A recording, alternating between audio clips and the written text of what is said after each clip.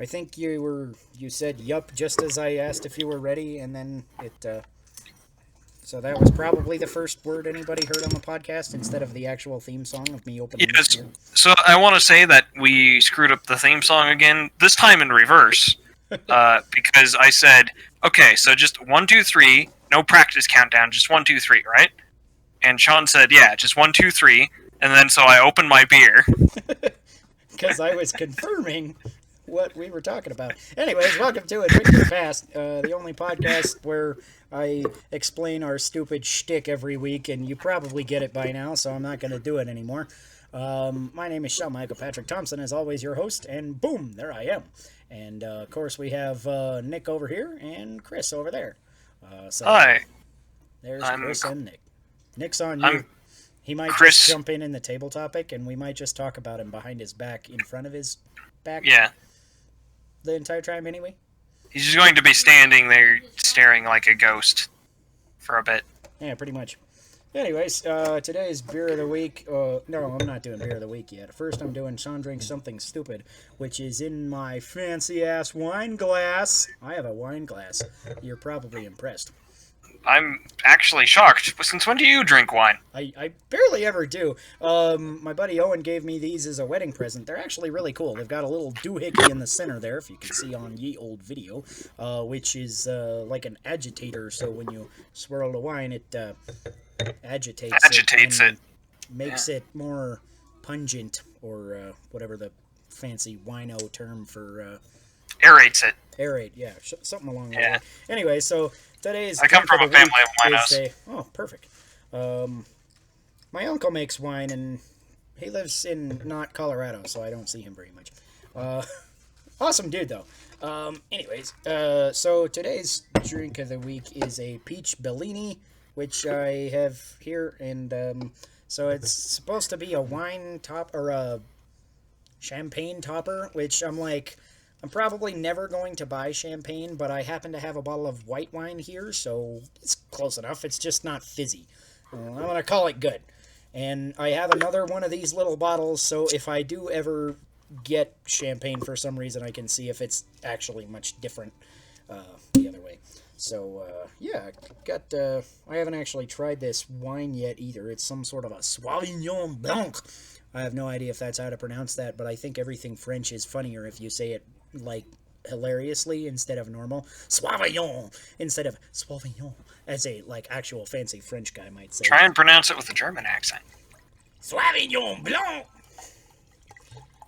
That still kind of came out sort of French, but it's like angry French. It's angry French. Yeah. Is German just angry French? German is just angry French. I have no idea how much of this wine I'm supposed to put in here, so... That's a lot of wine. Let's have one glass. And part of this is peachy shit. I don't have a family of winos. You should have warned me. I don't. Okay, hold it up to your hand in comparison. I need something to compare it against. Okay, that's not. That's like a decent amount of wine. Okay, never mind. And probably that much is peach shit anyway. So yeah. Quite peachy. Weird. It's like I'm drinking slightly not peach juice. Not peach juice. Yeah, but it's still peach juice, but it's not peach juice. And for today's epic glassware of the week, I have my awesome old Gandalf glass. Hi.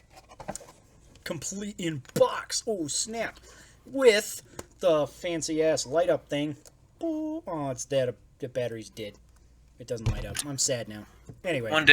One of these days, I'll pull down my Ocarina of Time glasses and have a drink with those. That'd be cool. I didn't even know you had those. Still have yet to remove them from their box. Mm-hmm. Seems like sacrilege. It does. I would have, the minute I got home, I would have had a beer. Anyways, so let's go into, Whatcha Playin, why don't we? So, Chris, what have you been playing? Let's see. Recently, I've been playing, a decent amount of Dead by Daylight as I've been continuing to play. Mm-hmm. I also picked up a game called Monster Train, Huh. which is an interesting kind of deck builder type game where you pick main army and like an allied army, Mm-hmm. and you ride a train into heaven to go beat up the Seraph. Mm-hmm. And you like collect minions and spells along the way. And it's really cool in that you can set it up, and you have like a little shard at the top that you have to protect. It's like a tower, almost like a tower defense game. Sounds But cool. it's turn based, and you have like 3 different floors they have to go through to get to it. Okay. So it's got a lot of interesting strategic elements to work with. I've been having fun with that. I've also been playing more Tabletop Simulator, Secret Hitler, and Axis and Allies across the internet with friends. And Axis and Allies I'm pretty new to, so Mm-hmm. I've been having fun with that. Cool. It's about time. Bum, bum, bum. A Hi, wild Nick. Nick appears. And this is our guest. Nick introduces himself, Brown. And he's muted again. What a cock. Dick. Yeah, anyways, yeah. Thanks, Nick. How dare he? But anyways, yeah, so I've been playing some more Final Fantasy VII Remake. I'm 2 trophies away from Platinum. I'm almost there. I gotta beat literally the final boss and the secret boss that's a pain in the ass. And that's all I have to do, and then I'll be Platinum. Woohoo! So I'm almost there. That's been lots of fun. Played some more in Tales of Vesperia. It's surprising how much shit I have just completely blanked out of my mind. I'm just like meeting characters that are like seem like they're plot important or maybe plot important later, and sometimes I'm like, hey, seems kind of familiar, and sometimes I'm like, who the fuck? What? None of this is familiar. It's kind of cool going back. And also another weird thing that I randomly got into again was Pokemon Go. Oh, that's interesting. Yeah. So they've added this like matchmaking battle thing. So I got in and just tried it out and did a couple of matchmaking battles, and it's actually kind of decent. Because the base gameplay when you're like raiding gyms and stuff is pretty much just tap tap tap tap tap tap, big attack, tap tap tap, and that's the entire gameplay. But in the player versus player, they actually kind of made a new battle system where it's kind of got like these different swiping mini games for what kind of big attack you use, and then there's a little bit of strategic elements, like you get 2 shields per battle that will automatically block a big attack. So if you're like, oh, that guy just threw out his Gyarados, he's going to throw Hydro Pump at me, I can just block it and completely negate it. But you only get 2 of those per battle, and it's 3v3 battles. So it's a lot more deeply strategic than I would have thought Pokemon Go would have done. It's different strategy than like regular Pokemon. It's got a nice tactical element to it. Yeah, so it's not too bad. It's been kind of interesting, and then some of the rewards you get are okay. It's like, here's some rare candies, here's some Stardust to power up your guys, and sometimes it'll give you like a wild Pokemon battle, and it'll give you a cool rare Pokemon that you can get from just doing these battles. So I'm like, that's pretty cool. Decent little rewards. I haven't got really into Pokemon Go again, but I've booted it up a couple of times and, swipe a Pokestop here and there, and then headed online on some of these battles, and it's a decent time kill. And for tabletops, you guys weren't there last week, so we did a part 1 of a kind of a horror one-shot that our buddy Owen, who gave me these wine glasses. Thanks, Owen, for... he had something prepared, because it was like, I didn't want to run with as many people missing as there were, because it was like me and him and Tyler. And I was like, okay, it's not enough people to really run. I've got some vaguely interesting story content and reasonable challenge. So I'm like, 2 guys, yeah, I'll wait till next week or something. And then partway through, we were joined by Peyton, too. So that was kind of cool. But we did this kind of interesting horror one-shot. We didn't get all the way through it, but we got probably roughly halfway is what it sounds like. And it starts out where like this like traveling merchant of some good repute is like wants to hire us to guard his caravan, and then we have to stay in this rickety old shack that looks like it's abandoned, but there's like this idol to some, ancient god or something, and it like starts fucking with us, and there's like hags outside that are trying to screw with our minds and giving us nightmares and shit, and it was kind of interesting. And then the hags are like follow us back into town, so they're fucking with us the next night too, and then like we all got captured by them in the middle of the night, and yeah, so now we're like all like without our armor, stuck in a jail, and we have to somehow fight out hags or whatever else may be in here. So it was a pretty cool little session. Yeah. Mm-hmm. Today's beer of the week is a special one, limited edition Hoppy Anniversary Ale from Sierra Nevada for their 40th anniversary. Sierra Nevada is out in California somewhere, I think. Kind of ironic because they're named Sierra Nevada, and they distribute widely in Colorado, but they're in California. I mean, it seems like Colorado is a good place for craft brews, food, mountains. They have another location in Mills River, North Carolina. Neither of those things is Nevada.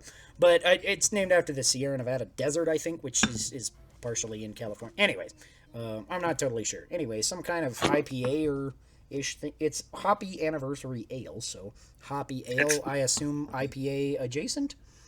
It's an IPA. Mm-hmm.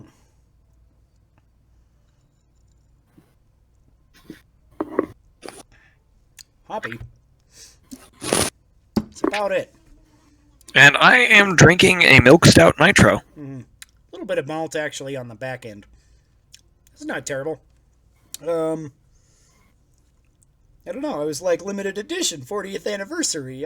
This must be great. And now I'm just like, I feel like I set myself up for disappointment. I'm like, it's not bad, but it's like, it's not a 40th anniversary celebratory level quality, maybe. But it's biannual at best. Right. Something like that. It's fine, yeah. So I'll give that a 12. It's okay, IPA-ish thing. And this peach Bellini, I'll give a peach out of 17. So, yeah, it just tastes like peach. I mean, I don't mind, like, juice-tasting drinks. Right, yeah, but I'm just like, what the fuck? But they taste like juice. Rate it, right? Yeah, it tastes like juice. That's all it tastes like. I can't even, like, hardly taste the wine. It's like a little bit drinks of are dangerous. Alcohol on the back. You're just like, oh, yeah, it's alcoholic. But mostly it's just juicy. So those drinks are pretty dangerous in that you can drink a whole bunch of them and get drunk without realizing challenge accepted. All right, anywho. So, want to get into the Nooz'n Booz here? Sure. Also, I am drinking a left-hand Milk Stout Nitro, which is a go-to for me. So that's a pretty good one.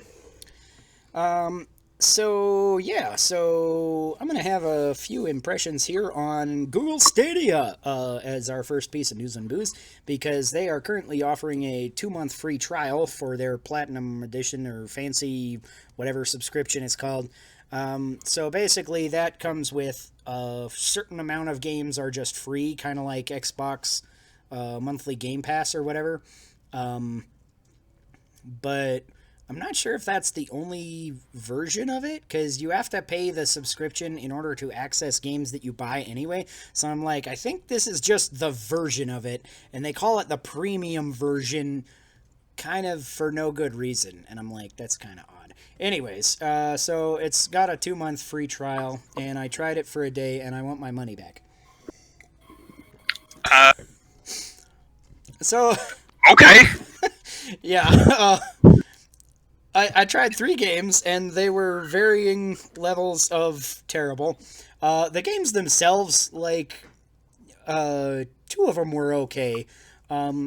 So first I tried out the Turing Test, which is a kind of an interesting, like puzzle-ish game. Kind of reminds me of Portal because you get like this gun that can like suck up electricity from various like terminals, and then you have to put the electricity into a different terminal somewhere else, and you kind of have to figure out how to position yourself and move different things in the room in order to get the electricity from door A to door B in order to go to the next room. So it's kind of like Portal in that, it's kind of room by room puzzles. And so it was a pretty cool idea, and the story was kind of interesting. But the real big issue was that graphically it's pretty cool looking, and it's like so intense that it's just really bad for streaming or something. Because it like the frame rate chopped all the time. It was pretty awful. The frame rate was crap in a hat. Just pretty much all the time. And it was like somewhat playable sometimes. And like most of the time it was like playable, but like really bad playable. You know what I mean? Yeah, so is that the case for the other two games in that their stream was choppy? Not as bad. So I think it's partially just that this was a graphically intense game. Also, I tried this game particularly on mobile for Stadia, and it was completely unplayable. It was so choppy. There was like a crapload of input lag. It was just like completely, you couldn't even, like my right thumbstick also just didn't pick up for some reason on mobile. So it was literally unplayable on mobile. The next game I tried was Grid, which is a racer type game. And that one it ran kind of okay, but it was like the slowest feeling racing game I've ever played. And it's like, it's got a little speedometer in the corner that tells you how fast you're going. And it's like going up 117, 125 miles. I'm like, dude, I feel like I'm going like 25. This is awful. So it doesn't really have a lot of the things that make it feel like you're going fast. Yeah, it just like gameplay speed in general was like slower than I wanted it to be, and it felt like maybe it was a more technical racer or something, which I'm not like crazy about racing games, and I definitely don't get into the technical ones very often, so I was just like not very impressed with it, and I pretty much like played it for a little while and put it down, and I was like, okay, that's... Oh, it's kilometers per hour. That's what it's saying. Oh, it is? Yeah. Oh. So no wonder you felt like you were going slow, because you were going slow. It's kilometers per hour. Right, yeah, what's 120 kilometers per hour in miles? It's about 60 miles per hour. 60. I still didn't feel like I was going 60. I've gone faster on the highway. Right, yeah. It's like to a professional driver, that's like nothing.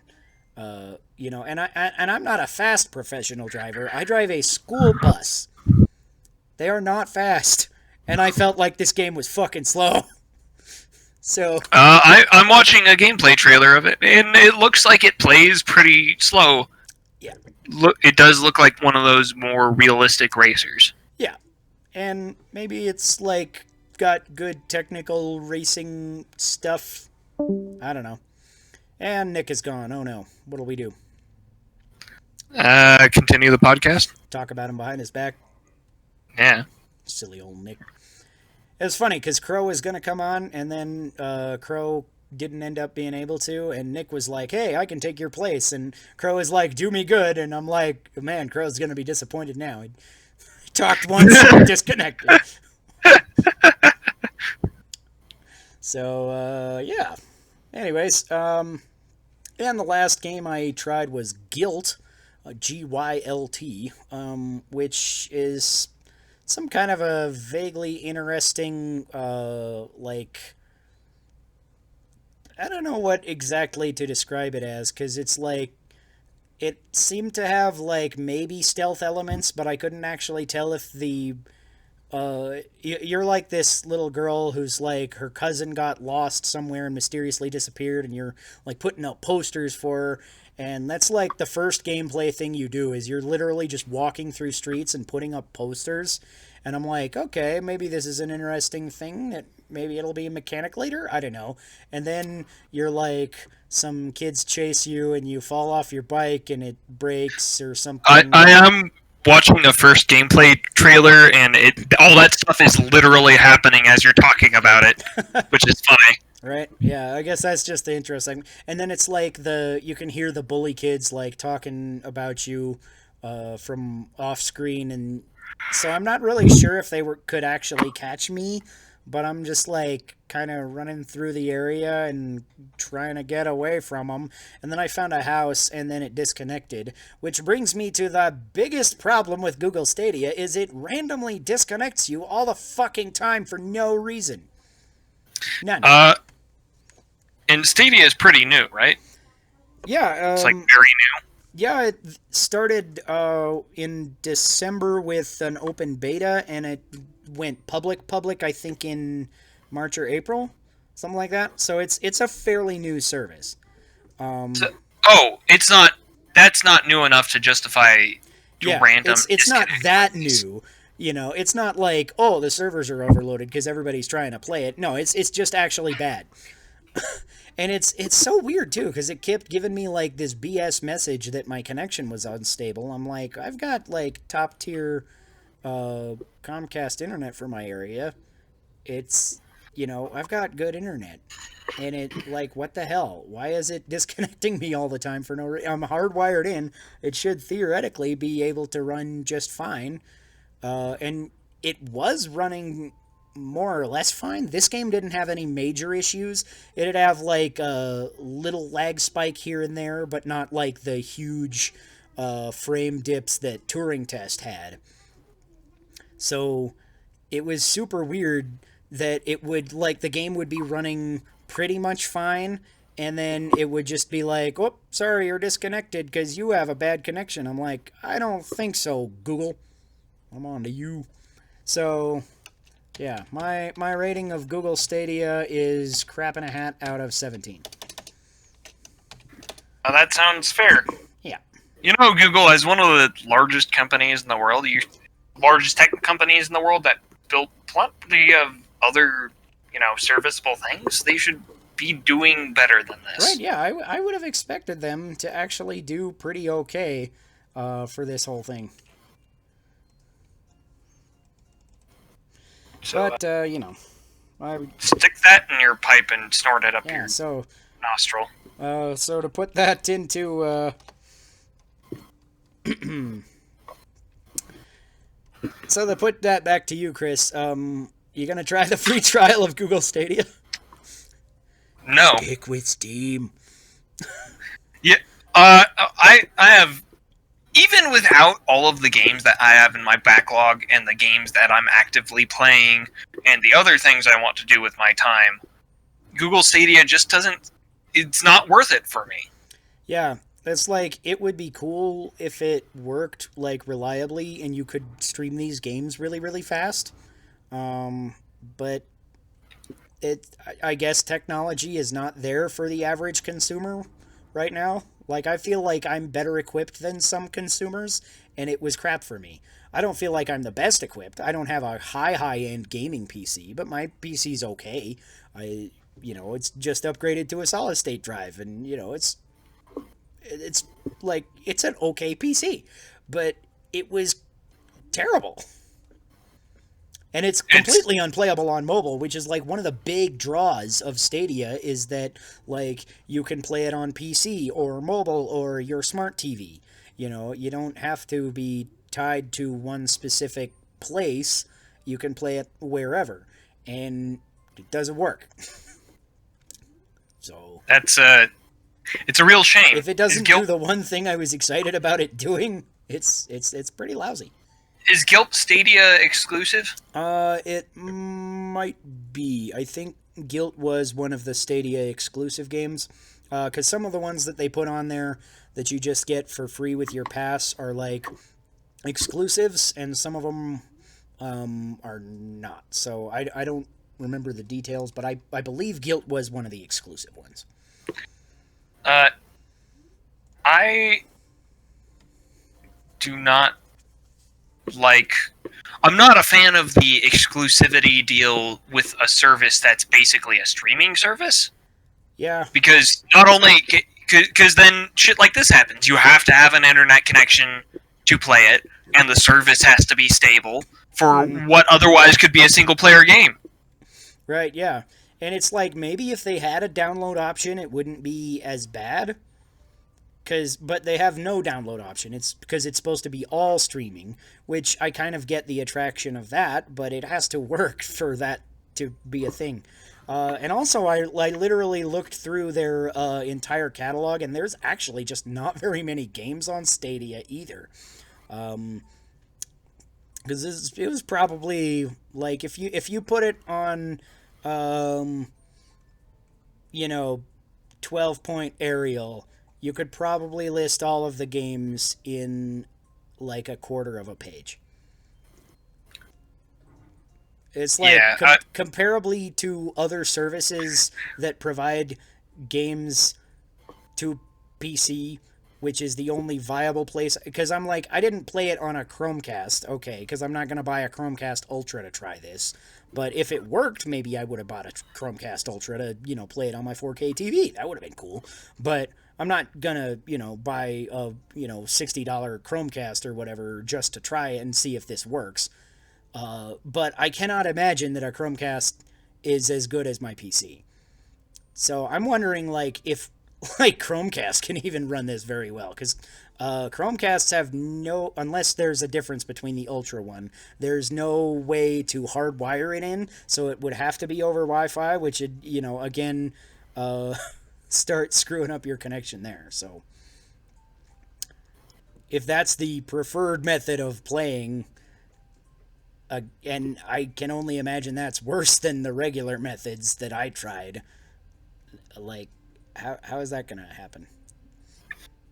Like, I imagine it might have been as good as my phone. I don't.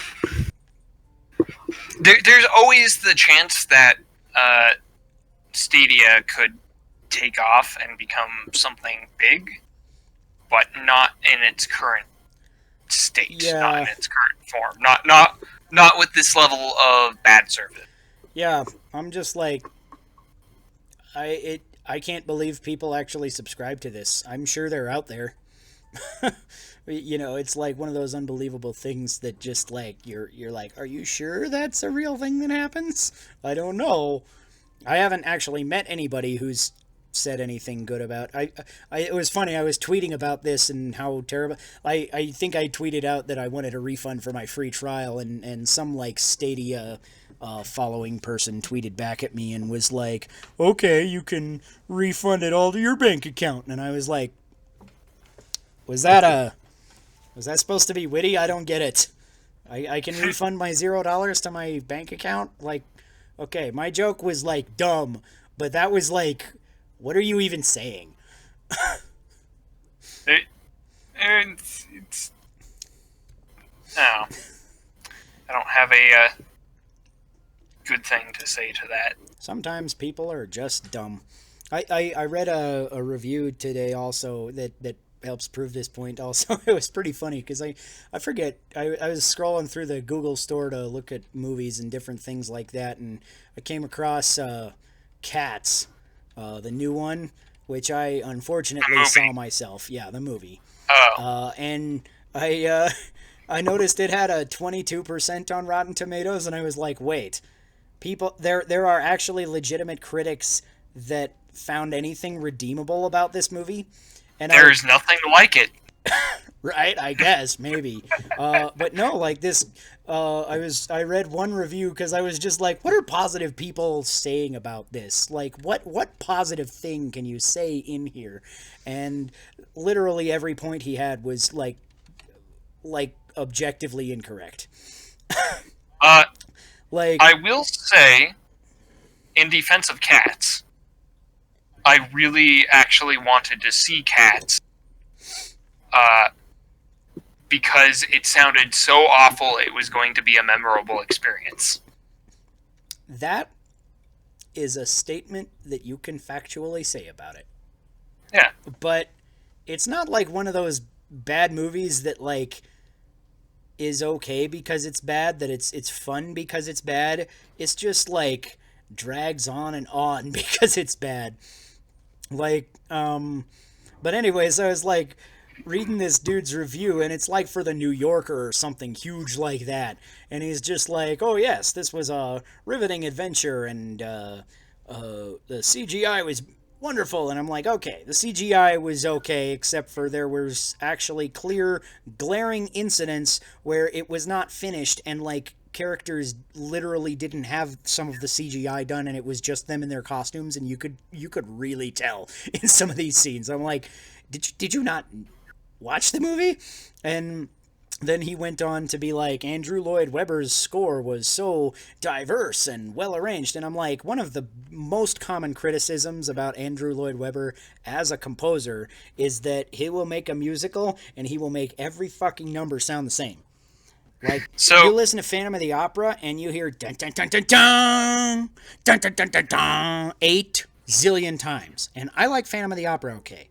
But Cats is like grating on you. It's like after like the like third or fourth song that is an identical tune, it is like painful on your ears and mine just to listen to. It's terrible. And then he went and he like criticized the director for making boring stuff like The King's Speech, and I was like, that is an almost unanimously praised film. That's like, Are you sure that he wasn't trolling? He might Are have you been. sure it wasn't like he a works for the New like Yorker, so you wouldn't think that he could be. it could be a satirical review. Also, Maybe. the thing about the CGI is apparently they updated it a couple weeks after the movie came out with a version that had fixed CGI.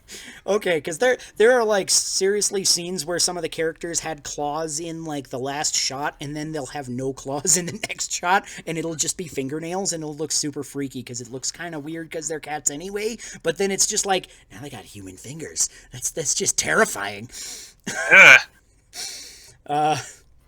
Yeah, but he's like knocking on the King's Speech. I'm like, that is literally the high point of Colin Firth's career. Colin Firth will never achieve that level of awesome filmery again. What the fuck is wrong with this guy? That is it. Yeah.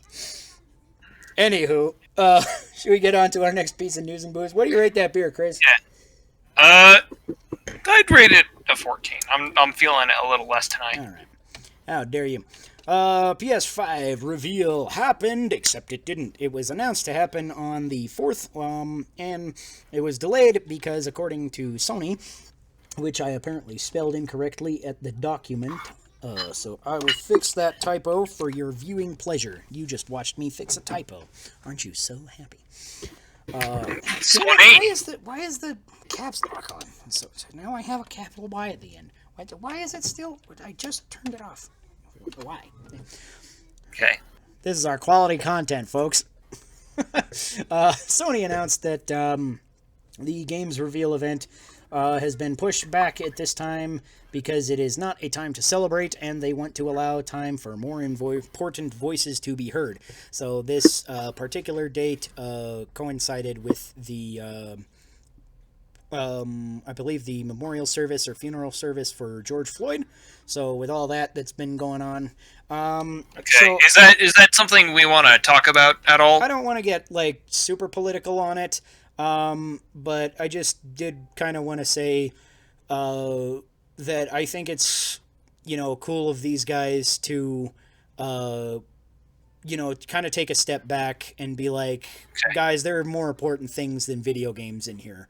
I think that's something that a lot of us could assess in our lives, and I think it's cool that Sony was like not taking the spotlight away from him for a thing that they had planned before this whole incident happened. So I think it's just really nice on Sony's part. So Chris, do you have anything specific to say on that? I'm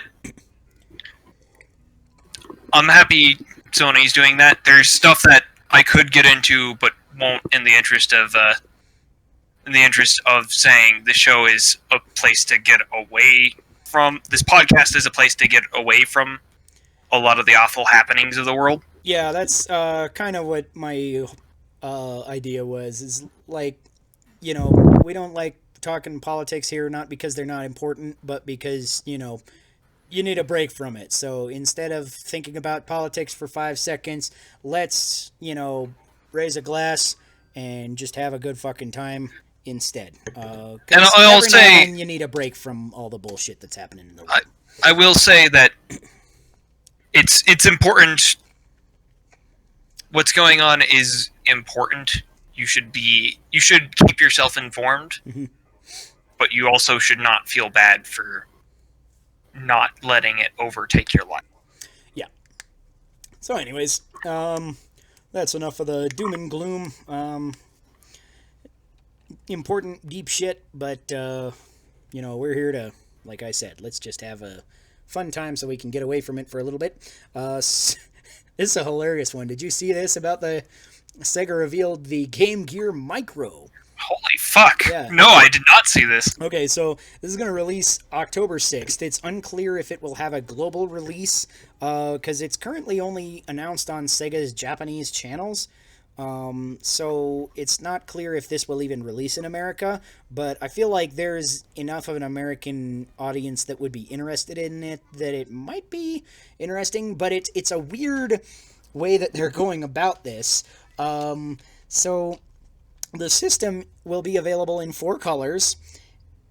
Each of them has 4 games, but they're 4 different games, and they MSRP for about $50. It's in yen, so it's like 49,000 yen or whatever. But it's about $50 for American dollars. So the black Sega Mini will have Sonic the Hedgehog, Puyo Puyo 2, Outrun, and Royal Stone. Blue one will have Sonic and Tails, Gunstar Heroes, Sylvan Tale, and Baku Baku Animal. Yellow one will have Shining Force Gaiden, Shining Force Gaiden 2, Shining Force Gaiden Final Conflict, and Nazo Puyo Arls Roo. And the red one has Megami Tensei Gaiden Last Bible, Megami Tensei Gaiden Last Bible Special, the GG Shinobi, and Columns. So it's kind of an interesting way that they're going about this, because it's like 2 of them kind of have like 3 action-y games and a puzzle game, and the other 2 have 3 RPGs and a puzzle game. So I'm not sure why all of them had to have a puzzle game, but I think it's kind of funny because the only game that I actually remember playing on the Game Gear was Puzzle Bobble, so I guess it was just a good puzzle game system, apparently. I don't think this marketing strategy is going to be successful, because unlike with the NES and SNES Classic, where all that sold out pretty fast, they had a lot of games on those. Yeah. And you only had to buy one. With this, you're paying $50 to just get a grab bag of 4 games. Yeah. And it's like some of those I think are kind of interesting. Like I would like maybe be interested in the old Megami Tensei games. I think that would be kind of neat.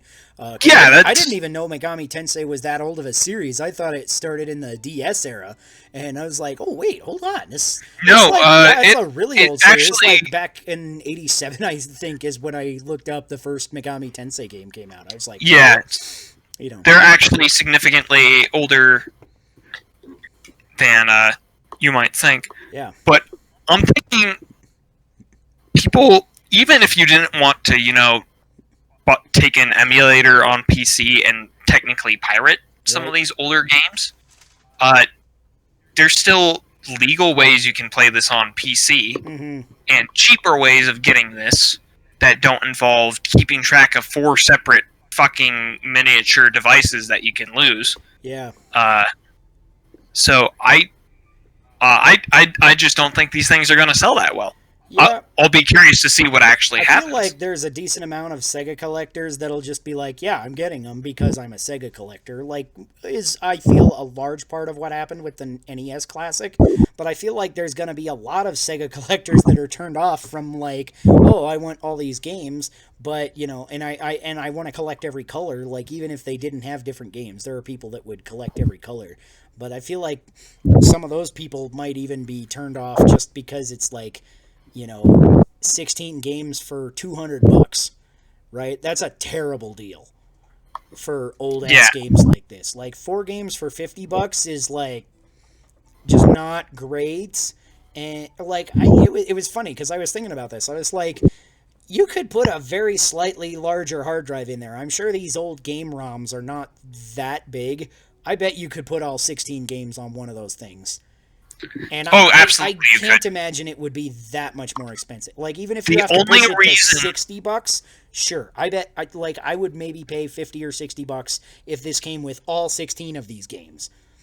The only reason to not have every game on one of those machines and just market it as one machine is for sales and marketing purposes.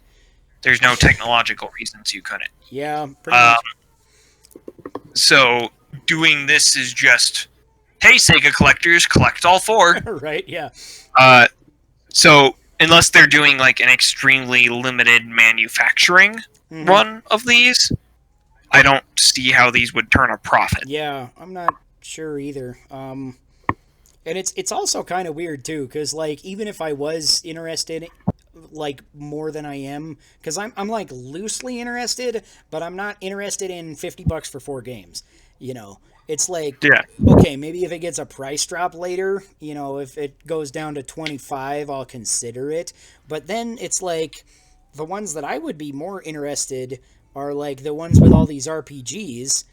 But then it's like, I feel like having a Sega system without a Sonic game is like sacrilege. Right? I'm like, I have to choose between Megami Tensei and Sonic. I can't have both. Do you think it's like sacrilege to have a Nintendo system without a Mario game? I think there is certainly a large collective of people who would say that. I would say it about Zelda games. I will like if I knew that a Zelda game was not coming to a Nintendo system, definitely I would be hesitant to buy it. And like I probably still might, because I do still like Mario and Donkey Kong and all their other IPs. But like Zelda is the game that I buy systems for, right? I bought my Wii U because I was promised Breath of the Wild. I do not own Breath of the Wild on my Wii U, but that's not the point. I could. I have thought about it many times. Well, to be fair, you and I are biased because we're definitely much bigger Zelda fans than we are Mario fans. Yeah. I mean, yeah, like if they released an NES Classic without Mario, like people probably wouldn't buy it. Like I might not have bought it. Like if it didn't have, like I bought my NES Classic because it's got a lot of the games that I like, and several of them are Mario. You had Super Mario, I think 1, 2, and 3 were all on the NES Classic. Plus you had The Legend of Zelda. Plus you had Earthbound. Plus you have this and that other stuff. And then the Super NES Classic, obviously has my favorite Mario game, so that was one of the biggest selling points to me. So, and then obviously Star Fox 2 was a big thing for me too. I was like, that is just a cool piece of history, and I kind of want to own that. And now I feel silly because now it's available on Nintendo Switch Online. But, what you gonna do? Physical copy, bitches. Yeah, you do have that collectible copy there. Yeah, because in 15 years when the Nintendo Switch eShop is finally taken down, or whenever that happens, I'll still have Star Fox 2, and maybe not everybody will, I don't know. So it's still cool. Anyways, so that's just a really weird kind of thing.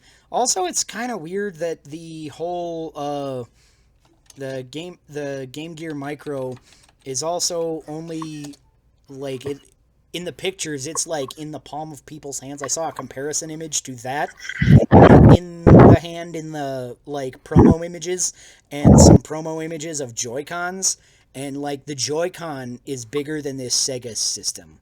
It's like super tiny. It's too tiny for American hands. Right? Maybe that's I got to me kind of like gives me a little bit more like, oh, I kind of like it because it's neat because it gives me weird Game Boy Micro vibes because I played on that back in the Game Boy Advance era and I thought it was kind of neat. I look at something like that. What is it? Game Gear Micro. Mm-hmm. Let me see a comparison here. I need to look at some. Dude, I look at something like that, and I say I physically cannot play that. My hands are too big. Right. I mean, I got big hands, and I would probably deal with it if it was like a good deal for the amount of games. Anywho, let's go to Pokemon. Yeah. Pokemon DLC, the first pack starts on June 17th. It will be available. So that is the Isle of Armor pack, I think. Yeah, and then the second one is the Crown Tundra. So that'll be kind of cool. I assume you probably didn't watch the Pokemon announcement.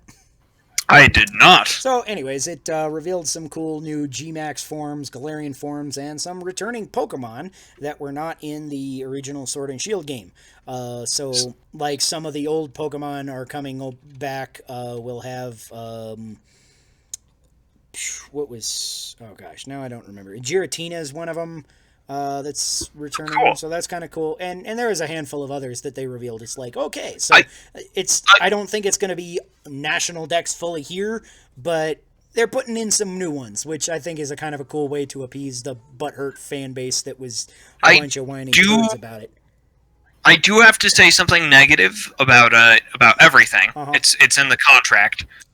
With this, I'm going to say they did say that they were not going to release these old Pokemon as DLC. So I'm a little disappointed in them lying about that. Well, I'm not disappointed about the Pokemon getting released. Obviously, right. I was the one who was originally clamoring, who was saying, "Yeah, they're going to release it as DLC," until you corrected me. Yeah, so it's possible, but one of the things I was wondering is like, is it going to be DLC exclusive, or will there be like an update where you can catch some of these in the wild area just in the game anyway? Or I'm sure that you will be able to trade them even if you don't have the DLC. So it won't, you know, obviously then you'd need like a buddy to have the DLC to catch a Giratina or something like that. But so it's like a bit of both worlds at least, and I think they could, because one of the things that they do regularly do is they'll put news to Pokemon in the max raid battles, like you can fight Mewtwo and stuff. So if they added like Giratina to a max raid battle in the normal game, that would alleviate some of this, you know, kind of thing. So I'm not like 100% against it yet, but I do definitely see what you're saying. If this is, you know, as it appears, because it does appear that way. You know, this is speculation on my part, but whatever. And they do always update it, at least, though. Like when they do patches and stuff, they'll usually update their games. Even sometimes for like the mid-generation game, they would put up like a patch so that you can get stuff from the the mid-gen game. So since it's DLC, obviously it's the same game. I'm sure they'll put out a patch that'll be like, okay, now you can have these in your decks, but you might have to trade them in order to get them. But that also, you wouldn't necessarily have to know anybody. You just have to go on the, you know, global trade system or whatever it's called in this version and search for somebody who's willing to trade one or something. So it's more roundabout than you'd like, but they will still technically be in the game without buying the DLC. And I do think I think I was originally understanding of them not being able to include all the Pokemon and saying, come on guys, they're going to release it as DLC. I don't understand why they said they wouldn't and then reneged on it. That doesn't make a lot of sense to me. Yeah. But I can't be mad about this DLC because, I mean, they're adding back in something that I think a lot of people will be happy to see. Yeah.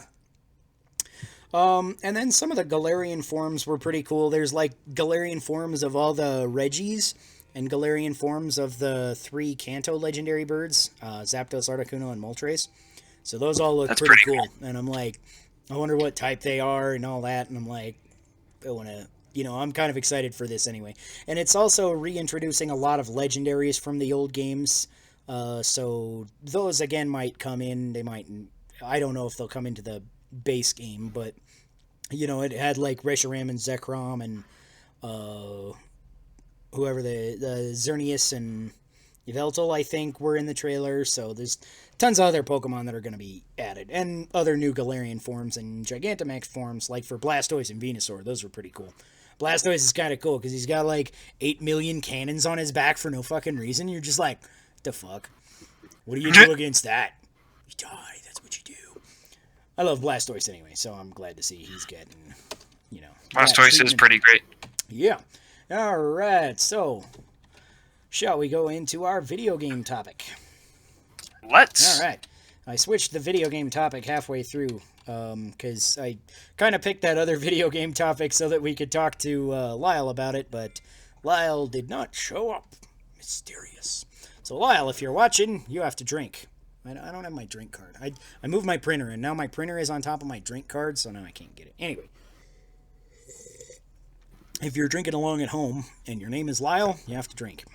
And you can drink if you aren't Lyle and you want to. That would be fine.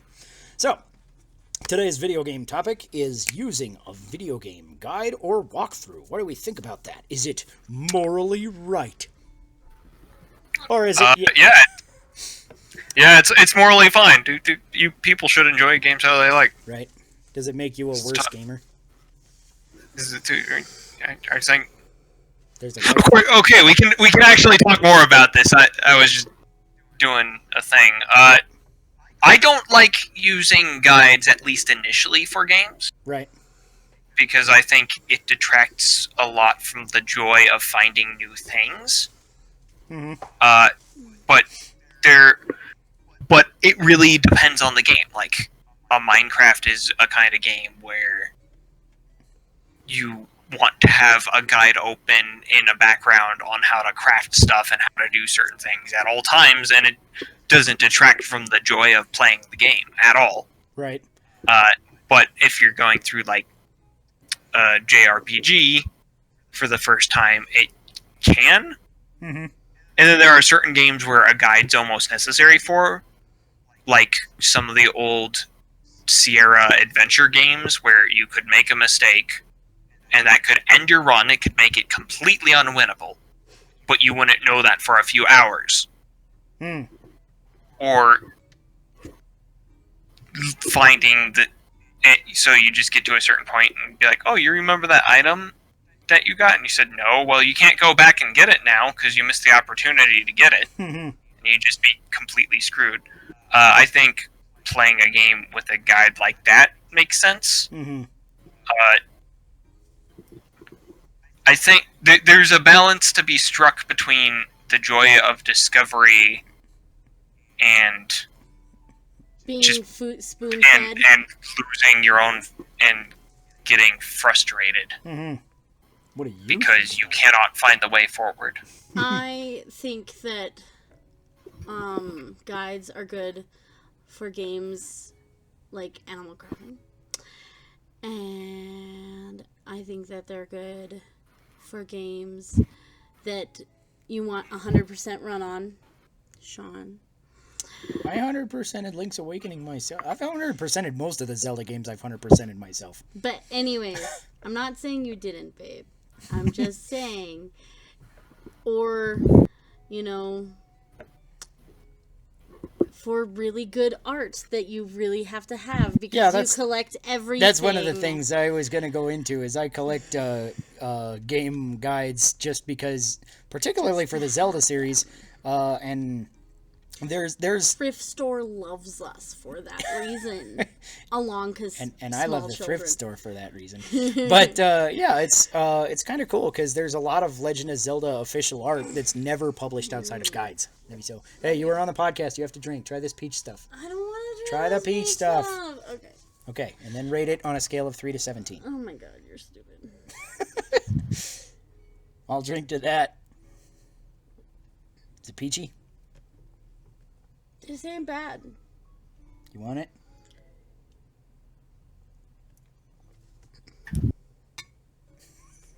I'll drink to that. Beer. What was this? Peach Bellini, which is supposed to be on. It's like a champagne topper, except we don't have champagne, so Because we're not fancy. I was just like, we have wine in the fridge for the first time ever. I have to use this thing before we drink all the wine. We're not gonna drink all the wine because we don't drink wine. Right? We're probably gonna cook with all the We're wine. gonna cook with the wine because the thinking Yeah. That's what wine is good for, is for cooking. Yeah. I don't mind drinking wine, but like we never You drink wine at my parents' house. Yeah, that's because they buy wine and have wine on hand and know stuff about wine, and I'm like, I'm a beer guy. Like, I don't understand how wine. They have beer for you though. I know, and They so supply like it for. usually I'll have a beer. Anyway, So for his birthday, they got him like the randomest amounts of beer, and what was the Budweiser? yeah, there's a crappiest? Budweiser which is actually still in my fridge, which I'm gonna drink eventually when Crow is on with us for my punishment 'Cause from it's E3 so last year, which we never got around to.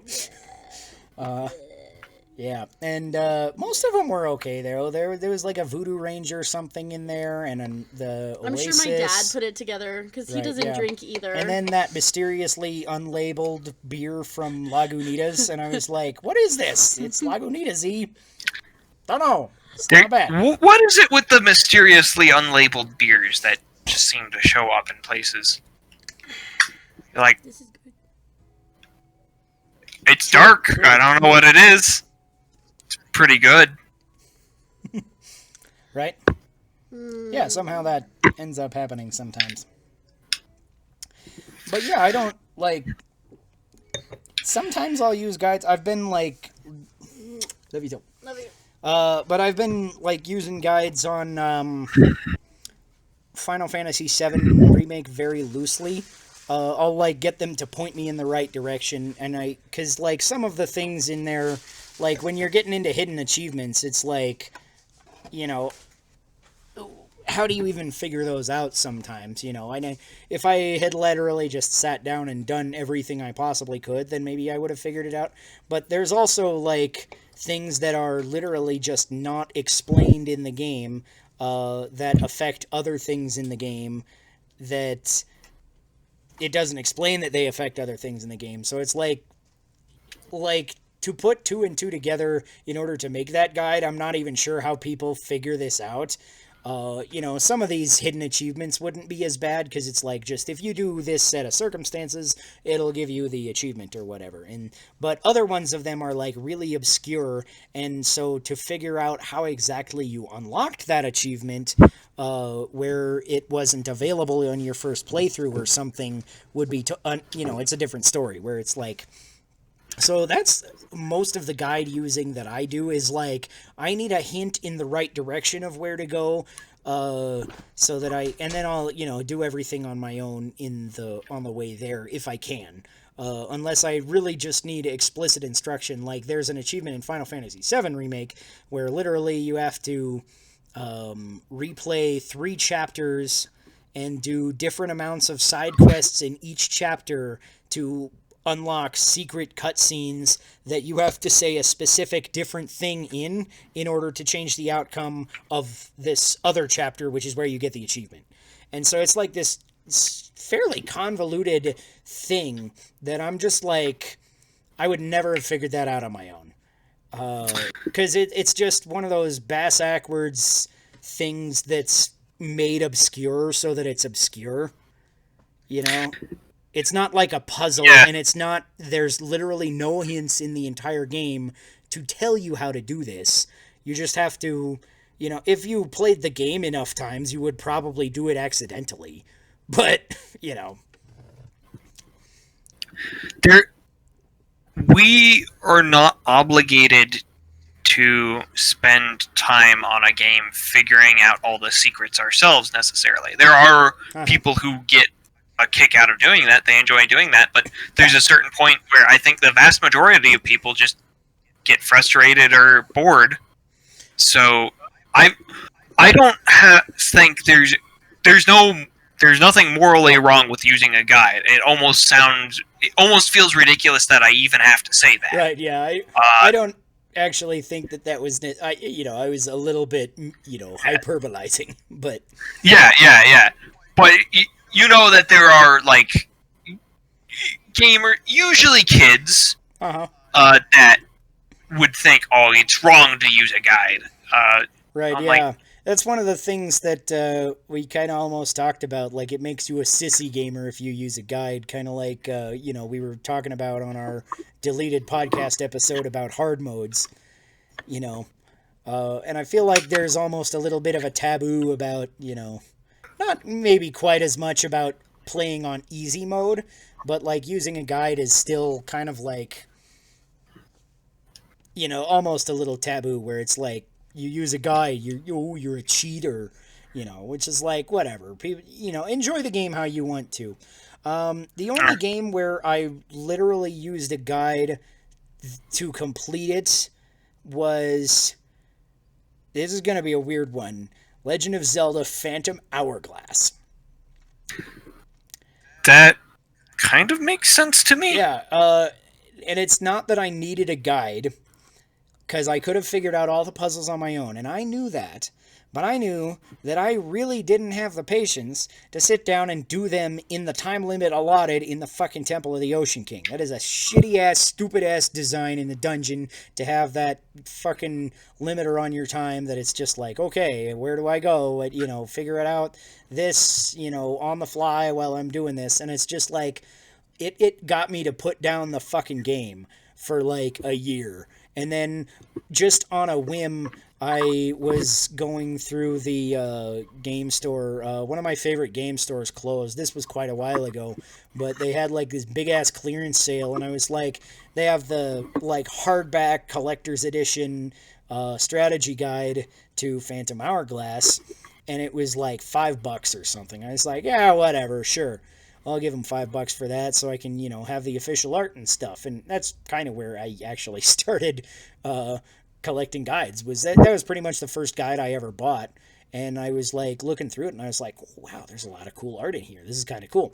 And I got looking through it and I was like, oh, wait, if I do this, then it'll tell me how to do the puzzle, and then I can do it like really quickly because I'll know how to do it, and that'll kind of alleviate my time constraint thing, which I really just don't like time constraint things as a regular mechanic in games. Like, if it comes up every now and then, sure, it's fine. But like as a normal mechanic, I really don't like it, which is why I really didn't like that particular temple in Phantom Hourglass, and why Majora's Mask is one of my least favorite Zelda games, is the stupid-ass time mechanic. I can sympathize with that. The game I was actually thinking of was, you remember Myst? Yes. Was the stupid-ass underground maze. Mm-hmm. So the way that maze is supposed to work, the way you're supposed to solve the maze, right, is an audio cue plays every time after you move the car, and each audio cue corresponds to a different direction. Uh-huh. There's no way of figuring that out in game. Right. And if you're deaf, like, or I think even tone deaf, right? Yeah. You can't, like, this was before the era in which people were thinking about making games like accessible. Like, right. These days you can come across games that are like, oh, we have a colorblind mode, which is cool. Yeah. But that puzzle is infamous, and I think pretty much everybody uses a guide for it nowadays. Right, yeah. Myst is like a really hard ass puzzle game anyway. Like, I haven't played that since I was a kid, but I just remember getting stuck like for hours on every puzzle. And then when I finally got over something, I'd be like, I'm finally over it. And then I get to another puzzle that's even harder. I'd be like, what the fuck am I doing? So, yeah, it was a pretty intense one as a kid. I wonder if it would be as hard now that I'm like an adult, because I don't remember the last time I played Myst. I remember I got Myst 4 when it came out for original Xbox, I think. And that one I remember had some pretty hard puzzles. And that original Xbox, I would have been like in middle school, high school sometime. So if they were still hard in that time in Myst 4, then I would guess maybe they were still like, maybe they'd still be a pretty good challenge. I don't know. But it's been a long ass time. Myst 4 was actually kind of cool because it had all like the cutscenes were like actual recorded videos of people acting and stuff, which was like a thing that you can't really do in most games because obviously you need everything to move like in real time and stuff with your character and stuff. But although it works really well for that. FMV games are still like a thing. Mm-hmm. I guess if I had a closing word to say about the guides thing is that people can use guides as much or as little as they like, and they don't even have to use. If they use a guide, there's no reason they have to use a guide to spoil themselves on everything. A lot of the time, they can use a guide to get themselves past that one thing, or they can use a guide to figure out the mechanics behind something, but they don't look up like a walkthrough. They don't like they use a guide to say, oh, here is the mechanics behind a certain build, but they don't be like, here is how I get through the entire game, or how I get through chapters, or whatever. Yeah, so that kind of brings up another little point. What do you think about like strategy guides for particularly I'm thinking of Pokemon, but I guess this could probably translate to any kind of RPG or similar thing where you can have multiple different kinds of strategic, build in your team or in your character, depending on how the game works. So this could apply to a multitude of games. What do you think about the kind of game where it does, or the kind of guide where it doesn't tell you how to, it's like, it tells you what Pokemon to use, what move sets are good, stuff like that. A little more of the meta knowledge that you might not know. So you could set up your team the way that, whoever set up this guide did, or your character in like League of Legends, I'm going to go for this build because, I read it in this guide. Something like that. What do you think of those kinds of guides?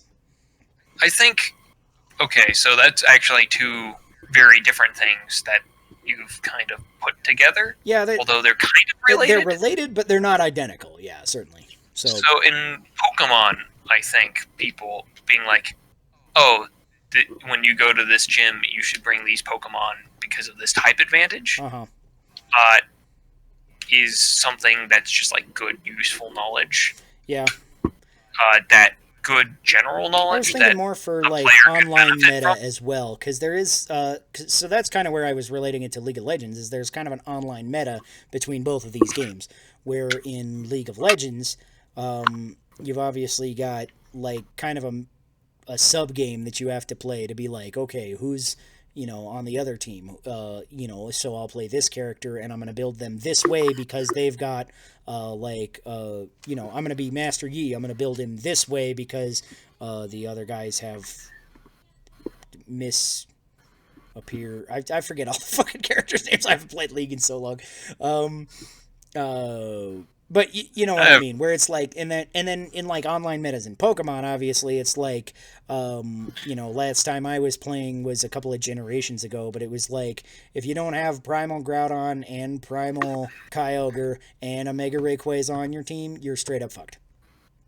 I think that guides for competitive online games that list out things that are beneficial and explain why those things are beneficial and inform you about the metagame that's going on are almost necessary to play those games at a higher level. because you will not necessarily figure those things out on your own, and by the time you do, the meta will have changed. Yeah. I also don't think they're the be-all end-all of things. I think they're just... I see them as just another part of the game of, all right, here's what people think about this thing. Yeah. Let's see how things actually work. It's kind of a funny thing.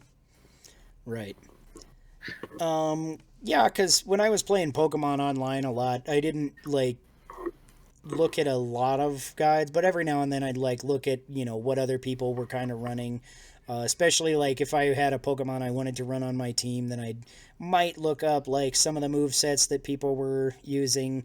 But mostly I'd, like, look up, actually, guides that tell you what their move potentials are, so that I could, like, if I needed to breed a Pokemon with a specific move or something, I could do that. So that kind of gets into it too, you know. That's almost another kind of guide where it's like it allows you to investigate a little more of the strategy, but still make it up for yourself. All right. So, no, I'm not opposed to using guides in general, and if we wanted to even narrow it down to just walkthroughs, like saying, here's how you do this, get through the main parts of a game. I'm not opposed to that either, except in the sense that I think that you have less fun playing the game because you're just following a set of instructions. Yeah. And sometimes I think that can be okay too. Like if you really just want to experience the game for the story or something, or just see what it has to offer, but you don't want to think that hard. Or sometimes I've like looked up guides for like when I'm playing really old games where they just had a more obscure mindset in game design. Particularly one of the things that the original Legend of Zelda was infamous for was like puzzles with no hints. You know, it's like, okay, so you got pretty early on you figured out that you can push blocks for stuff. So that got you into later dungeons. You're literally just pushing every fucking block you see. You know, just like, does this do something? Does this do something? Does this do something? It's kind of similar to the original Doom, where you'd find secret doors in random places. So it got, reflexive to literally walk around the entire perimeter of every level and just click A on every single wall. Just secret door, secret door, secret door, secret door. It's none of them secret doors. Yeah, there's a secret door. I found it. Yeah, I do think the design of in video games in particular, of secrets where there is no indication that there is a secret to be found, I think is kind of poor game design because it leads to those compulsive behaviors. Where I'm like, oh, I know secret rooms exist now, so now I'm going to systematically scour the entire map to find the secret room, or else I'll feel like I've missed something. Which is kind of funny because I do that in like every Doom game. Every time I play any of the classic Doom games, I totally do that all the time, and I still miss most of the secrets. It's funny because it always tells you, did you find all the secrets at the end of the level, and it's like 10% of the secrets found. I'm like, what the fuck? That was one thing. So I played Binding of Isaac and Enter the Gungeon, and I think that's one thing. I think Enter the Gungeon's a better game in a lot of ways than Binding of Isaac, but I think that is one thing Binding of Isaac did better, was that secret rooms have a better indication of where they are and how to find them than Enter the Gungeon does. Enter the Gungeon is mostly pretty random in how secret rooms appear and how you find them. And Binding of Isaac has a certain pattern you can learn to figure out where a secret room is likely to be and have a much better chance of finding it. Yeah, that's one of the things that like the original Legend of Zelda did, where it didn't actually give you any hint that there was a room there, but like you could bomb a wall or something, or light a torch or whatever the puzzle happened to be, you could do it. but there wasn't any indication that you should do that in that room. And sometimes these puzzles would even like have rooms that were not on the map, right? You've got the dungeon map and you're going to a room that's not on it for a secret. Sometimes it's like so fucking obscure. It's hilarious. Like, I think that's where they hid the light arrows in Death Mountain. When you finally get to the last area in the game, and like you can find Ganon, but you can't like kill in him an until eye? you get it. Yeah, it's like because the last dungeon is the skull, and one of the eyes I think has the light arrows. That might have been it. Even then, that's kind of breaking what I'm saying, because it's an eye hole, you might expect something to be in an eye hole, like intuitively. So there's a very slight hint. Right, but then there was I'm other thinking places where literally you're, I think, let's see, I think it was level 6 or 7. Dungeon. You had to, like, literally go to a specific screen on the overworld and walk through a wall that was inexplicably intangible. Or there was like dungeon, I think it was 8, dungeon 8 or dungeon 9 or something. 9 would have been Death Mountain, where- so 9 would have been the last one. Yeah, so it would. I think it was dungeon 8, where you had to go onto another specific screen, pull out your candle, and burn one particular bush. Yeah, and that was like ridiculously annoying unless you had the better candle that was in some other obscure place. Because also in Zelda 1, you could like beat dungeons and not get the item. And so then if you needed the item later, you'd be like, oh, I don't know even what to do. But yeah, if you had the better candle, then you could, just burn it at will. But if you only had the regular candle, then you could only burn one time, and then you would have to go off the screen and come back, and then burn again, and then go off the screen and come back. And so it was, like, ridiculously tedious to look for some of these stupid-ass secrets. Yeah, there were a lot of secrets where it was just bomb this random wall. Yeah.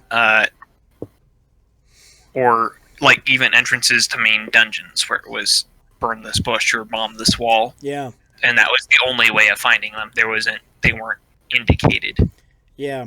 So and some of them they gave you hints. Like there was the one in the, where you go through the Lost Woods for the first time that started that kind of trope where you had to go up left, down left in order to get there. And there was another one where you had to go up, up, up, up, where in the mountains it had a kind of a same Lost Woods kind of, the screen cycles around unless you go out the exit or go through the magic pattern. That one I didn't feel so bad about because you just had... but yeah, and there was hints for those ones. But other ones, they were just like, nope, you're fucking on your own. Just burn every bush in the fucking world until you find it. So...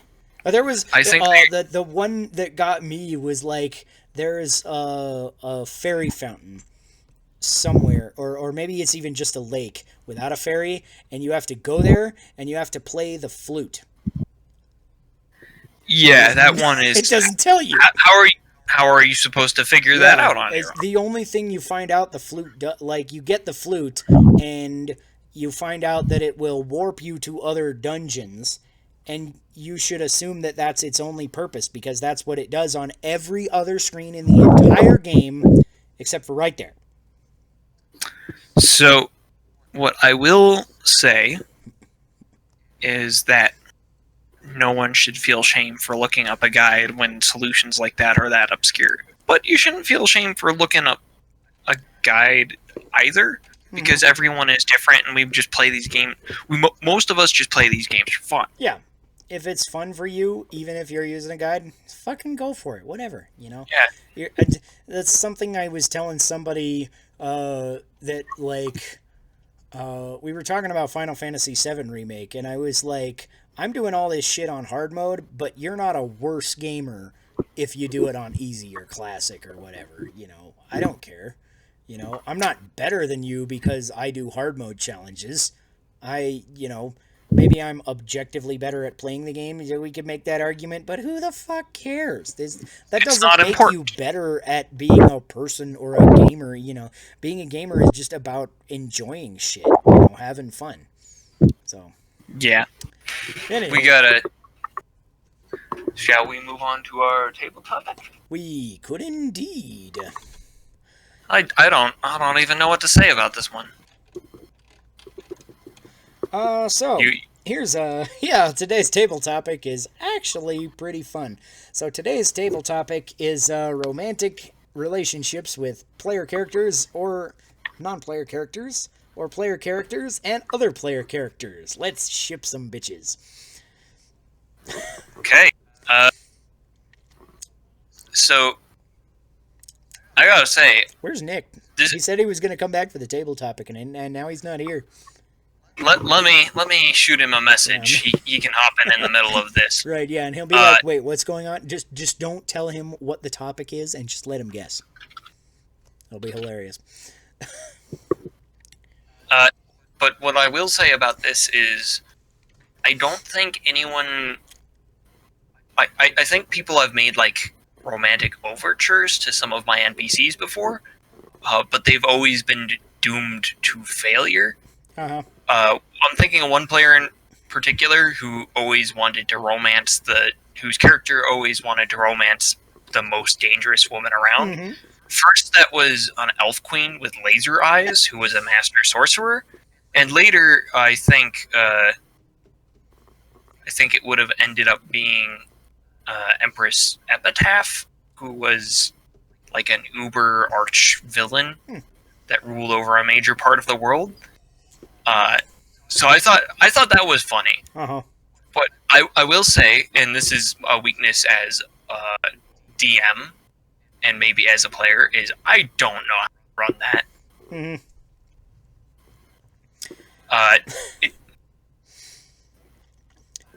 So it did kind of work out that he went for people who weren't likely to go for it because of the kind of people they were.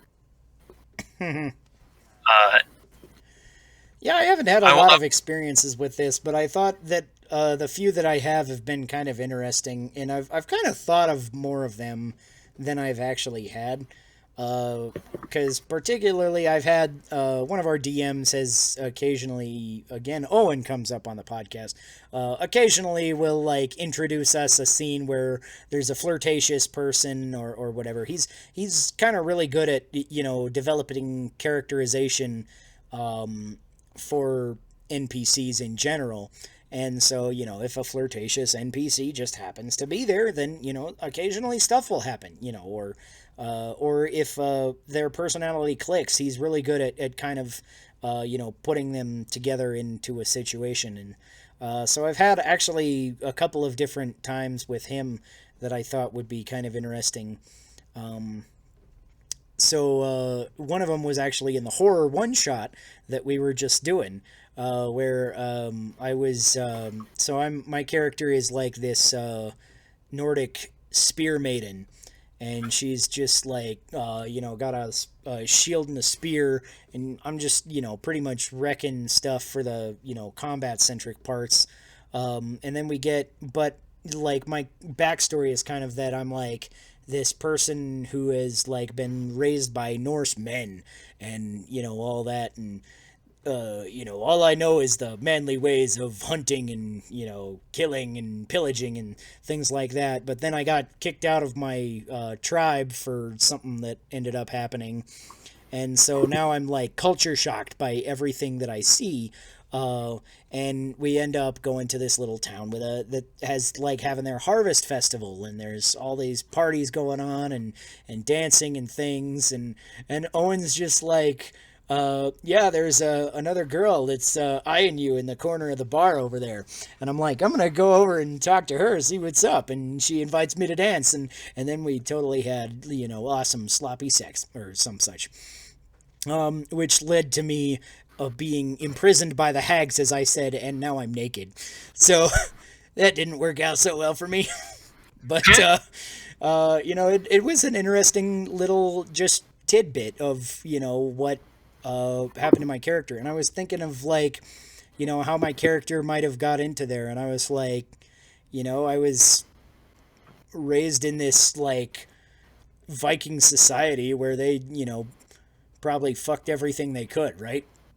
So I'm like, maybe this just makes sense to her. I don't know. So it was like maybe a little bit of character building, and at the same time it was also just like, a little interesting thing to kind of role play with. And we didn't spend like a long time on it or something. We just kind of, went there and danced, and she invited me to her room, and I went to her room, and then thump, thump, thump, and there, that kind of thing happened.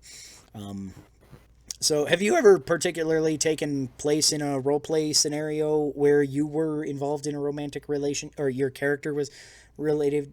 Involved in a romance. So I did play a character who ended up being a pretty main character of mine.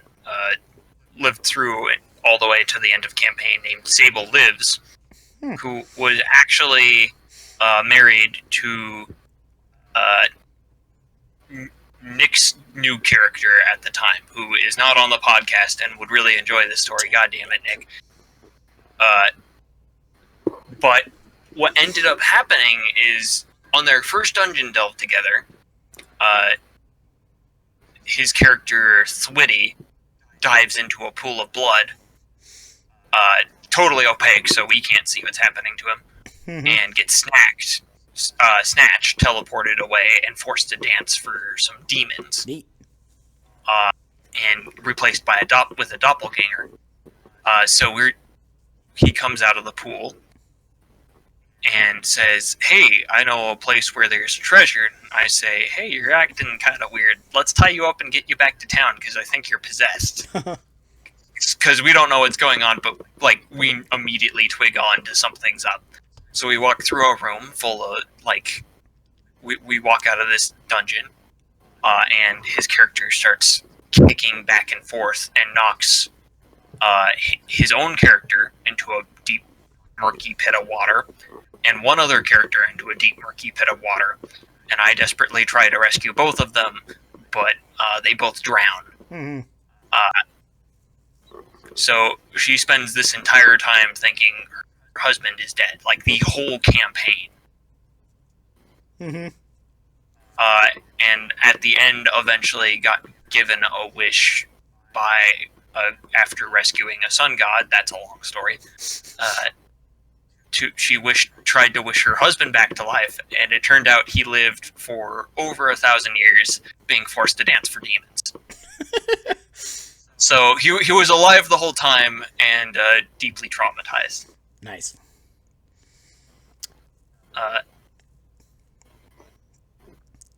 Cool. So yeah, do you think that these are a thing that should be incorporated more, or that see probably enough accidental incorporation, or do you think they really add anything to campaigns when they happen inadvertently or otherwise? I think they can add something to campaigns, but it has to be within the player's comfort level. They have to not just be completely... They can't just completely dead fish it. They have to be the sort of person who actually actively would enjoy that. That's true, because that reminds me of another story that I had about a time that I considered, romancing another player's character. Because I had my, you remember my necromancer, Silas, of all people. So Silas was kind of this manipulative kind of guy who would, get people to kind of do what he wanted, and whether or not he told them that they were doing what he wanted or things. He was fairly coercive and very secretive about his motives and things like that. And to this end, I considered hitting on Josh's character, if you remember, was a flame sorceress. I do remember this. Yeah, and we had a pretty cool moment together, actually, in one of the sessions where I killed that other player character that we talked about. And then I helped cover it up by healing Josh's character, this flame sorceress. I cast False Life, because that's literally the only spell that I have that could, regain any hit points, even if they're only temporary hit points. It's like, I grant you temporary hit points. It brought him back from unconsciousness, or her back from unconsciousness, because the character was a female. And it was kind of at that moment that I was like, ooh, now I, have kind of helped you out. You're a little bit indebted to me. And I thought about, if I could, romance Josh's character and how the role play would go for that. And Josh is like a little bit awkward of a person, not like to his major detriment, but just that's kind of how he is. And he's a great guy. But I thought it would be like really hilarious to role play this with him because I can't imagine how he would actually like take it seriously. So I'm almost a little bit sad that I didn't end up romancing his character, but at the same time, it was a kind of a thing that was in the back of my mind that it was like this would lead to hilarious roleplay situations, and just by the way that Josh roleplays, I think it would be maybe a little more hilarious, but I wasn't sure if it was necessarily the campaign for that kind of hilarity.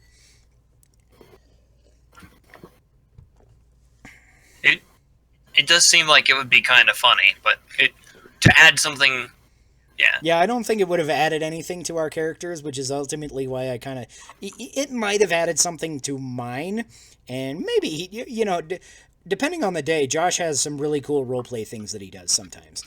So he might have been able to do it too, but I feel like it ultimately would have been Silas manipulating her to her own detriment. Yeah. Because that's what Silas does. I think that could be fun with like someone who's up for that and has like a defined way. Mm-hmm. Let's see.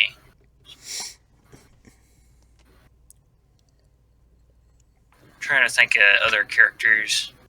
I usually play my characters as not. I don't like to come up with backstories, and I usually find times to play out a character before I figure out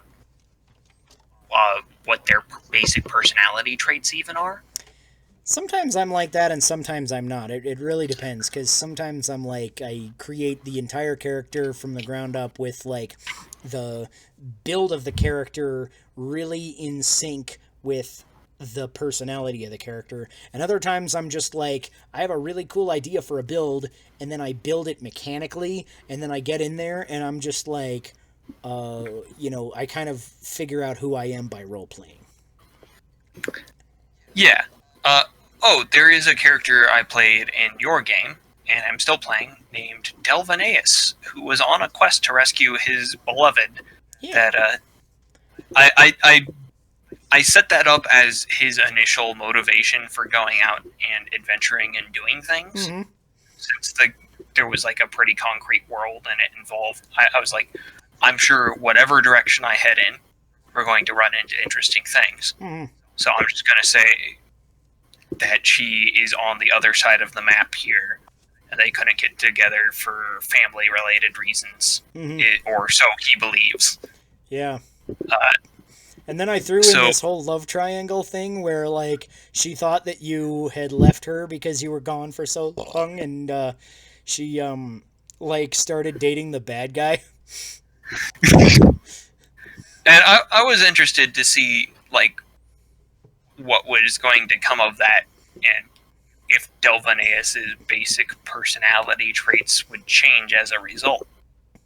Because I see him as, like, not an evil person, right? But, like, someone who's ultimately very self-interested. It's, I can help you out with that, but I want to cut. Right. I'm going to manage the party's treasure because I can do it the most efficiently kind of person. Mm-hmm. And I thought it would be interesting to see what happens when he experiences rejection and how he would grow from that. Yeah. Which is kind of what happened. A wizard is never late. He rhymes precisely when he needs. I found out that the lights are actually very on, but they're, like, really dim. So, yeah. Yeah, I can see the LED right there. Yeah. Apparently, batteries in these Burger King cusps last for 17 years or whenever. When did this movie come out? Was it 2003 or? I don't know. It's probably on here somewhere. AOL keyword Lord of the Rings. Okay, yeah, that was a long That was time a ago. long fucking time ago. Does AOL still exist? Copyright 2001. Fuck. Yeah, 19 AOL still years and these exists. batteries still work. Do you have anything else you want to say on this topic? Not specifically. I had one more story that I might get into another time that was kind of cool. Well, maybe I'll get into it. I'll tell one more story because it was kind of cool actually. Now that I'm thinking about it, and it's not exactly something that we've gone over quite in the detail that, or it's a little different than any of the other situations. Because I that's one of the things that I think is interesting about these things is that they never come up in quite the same context. You know, every time you have a romantic relationship in a tabletop game, it's just a little bit different. It's handled differently by the players or NPCs or GM or whoever. And it's unique to where it is in the setting. So this one was in another one of our buddy Owen's campaigns. And it's like this whole Viking thing is like, that's our thing. He like created some custom classes and stuff for this. It was like a lot of homebrew content. And so it's this really cool setting. And my character was like, my name was Hroth Garhal. Get it? Yes. But yeah, Hrothgar. Hroth was like this pretty mighty tanky dude who he was a tactician, and so with that class he could like give other players movement actions or attack actions or different things and buff people, and so he didn't, and his other classes and stuff and abilities that I took was like all tanky stuff so that I could like intercept damage from people. Like I had an ability I could jump in the way and I'll take your damage for you and stuff like that. And he was a really cool character to play in combat because of that, and I had to really think tactically to use him as effectively as I did. And I feel like I actually did a pretty decent job most of the time, mitigating damage for the party and things like that.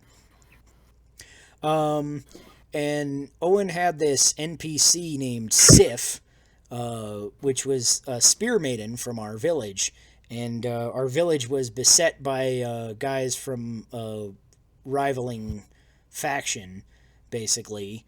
And they ended up like... it was like there was like this loose romance thing that we had kind of done here and there between me and Sif, and it wasn't like really solid until these guys came, this enemy faction, and they killed her. And I came to her, and like she had her dying words were like, kill all the bastards for me. And so Hroth literally did, which was weird because he was like not in combat almost. I mean, he was in combat, but he was not attacking almost ever. He had an axe, but he almost never used it. He would stand behind people, you know, he'd shout orders, he'd, you know, use his abilities to give his friends abilities, do some buffs sometimes, and he would get in the way and tank damage. That was his thing. And in this session, I literally was just cracking heads the whole fucking way. And we get to, like, the last guy, and we had actually this kind of cool roleplay segment with me and my brother Dan, and his character comes up to me and says something like, is this really what Sif would have wanted?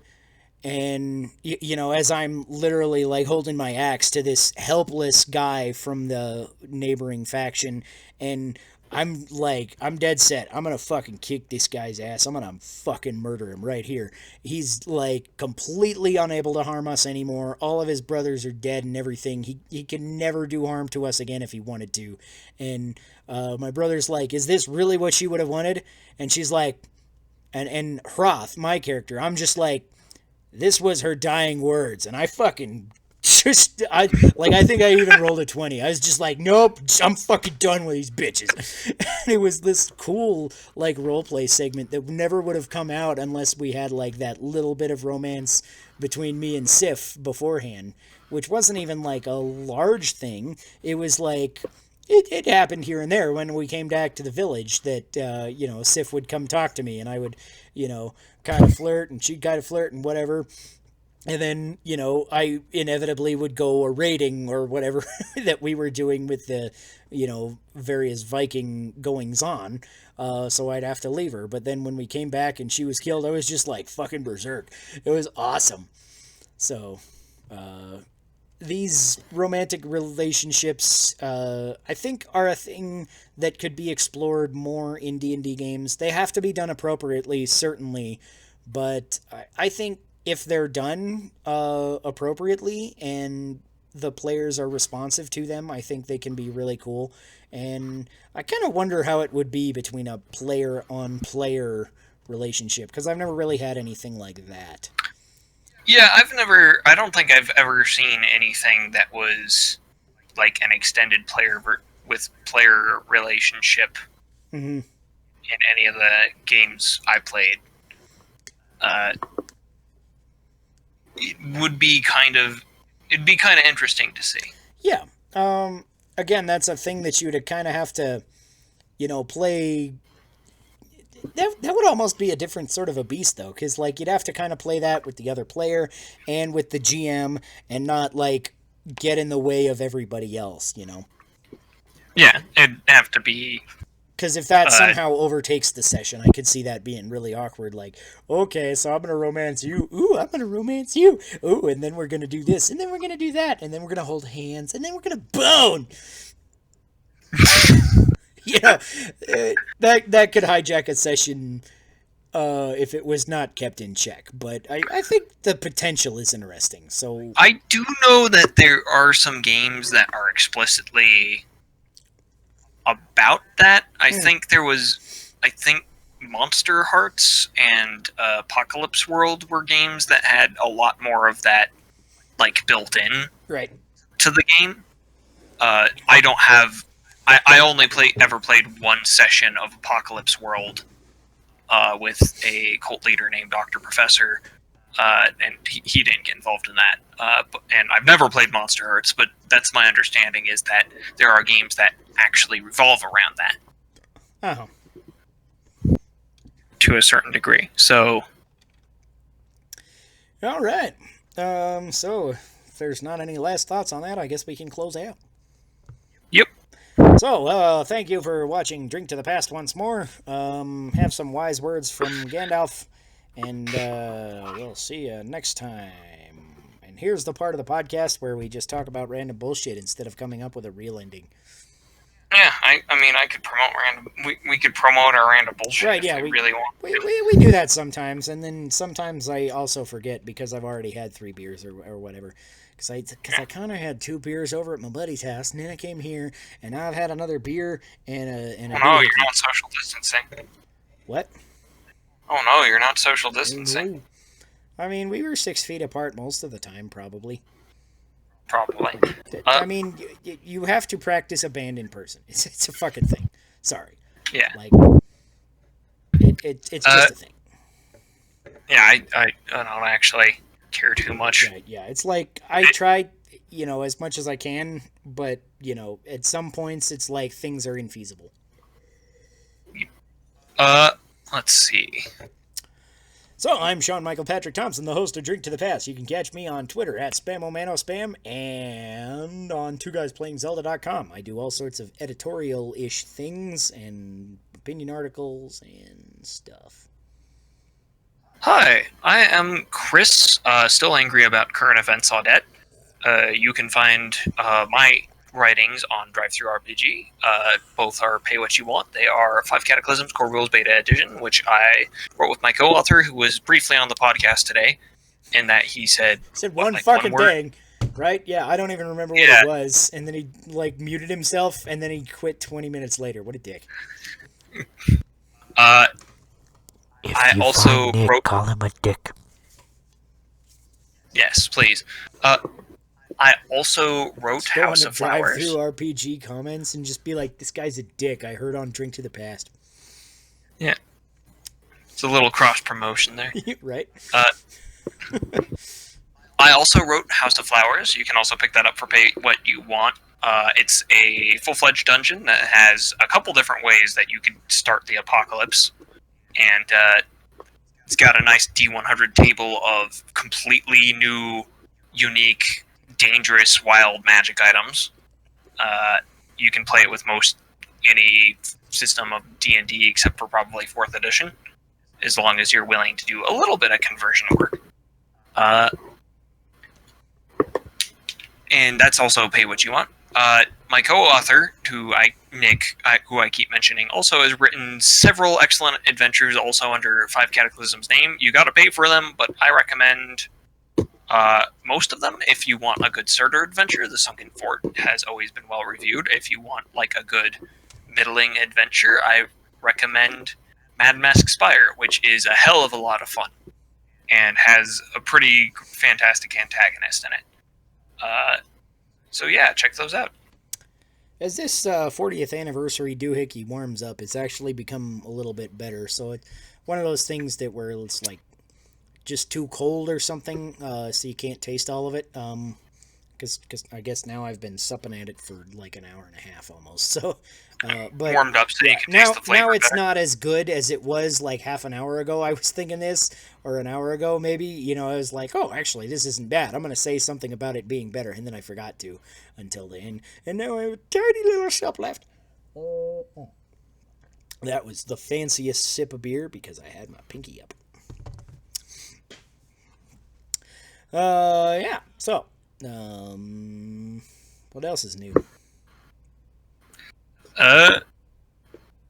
Well, this successfully distracted me from a horrible situation for a while. A little while, yeah. That's kind of what we hope. Not, you know, because I think, you know, it's nice to just kind of get away and watch something stupid for a while, you know, or, you know, just distract yourself. It's like every now and then you can just use some stupid in your life. I do not like to use the words moral obligation because I feel like everyone's going to always imply that you have a moral obligation to something when you don't.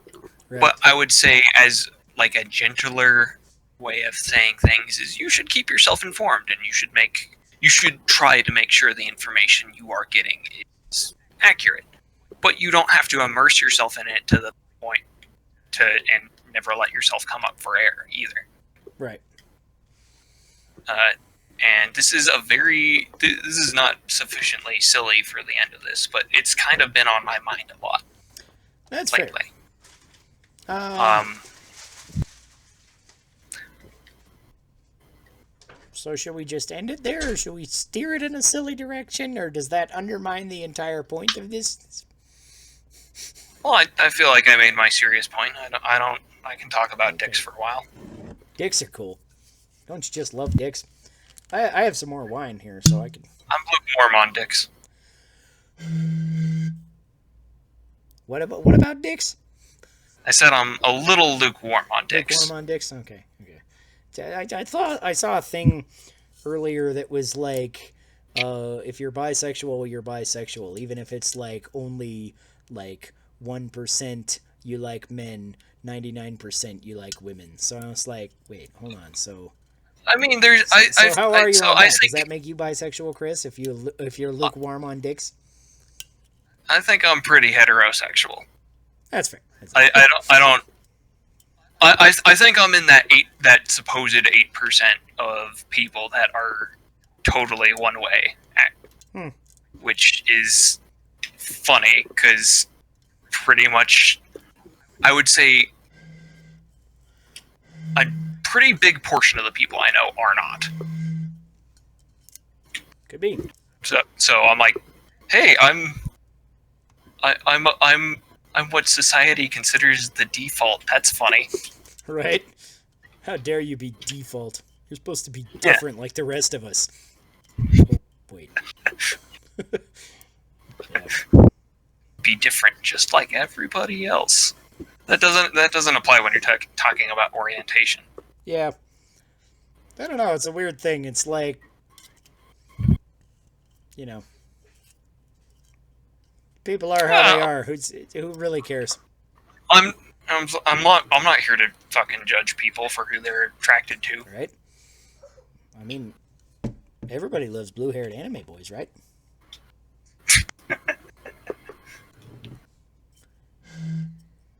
This is the best thing Well, about most a wine people do. bottle. So I guess I should try this wine now, as long as it's on the podcast, because I'm probably not going to have it on the podcast again. Unless, it depends on how much I cook with it over the next week. Well, who doesn't like Ike?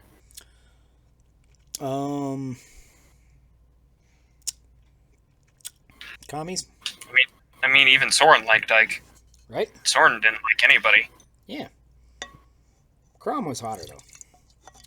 So is it better with the agitator? Let's find out here. No, I am not a wine guy. It's different. It's more airy. Just like something airy, like what's airy? The God of War. He's airy. Airy. He's airy. He's Oh, it's so bad we have to airy. drink. Drink. This is a wine. I don't know. It tastes like white wine, like just as generic as you could get. But my palate is probably all fucked up from having 2 beers before I came and a beer on the podcast and a thing on the podcast. So I don't know. You could always put salt on your tongue. Does salt make wine better? I don't know. I usually put salt on my tongue when I want to cleanse my palate. Usually I, slap the brush all over like Bob Ross when I want to cleanse my palate. That was terrible. That was genuinely awful. You're welcome. Palate. Palate. Palate is the town where Ash Ketchum is from. Yeah. That's all it's Now known we just for. related wine to Ash Ketchum. You know what that means? Ash is a drunken little hobo of a child. I was going to say gotta drink 'em all. Oh.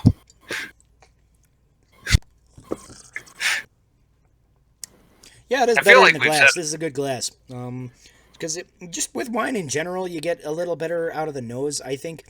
If you can really get your nose in there, which in this kind of glass, you totally get your nose all up in there. So that's kind of nice. The people on the audio version of the podcast are probably like, "What's he doing? Is he putting his nose in something? What's going on there?" Yeah, he's kind of speaking into it. It's kind of distorting his voice, like an old timey radio announcer. Yes. I am a man of old Kentucky. I've seen troubles all my days. Meth lab's exploding.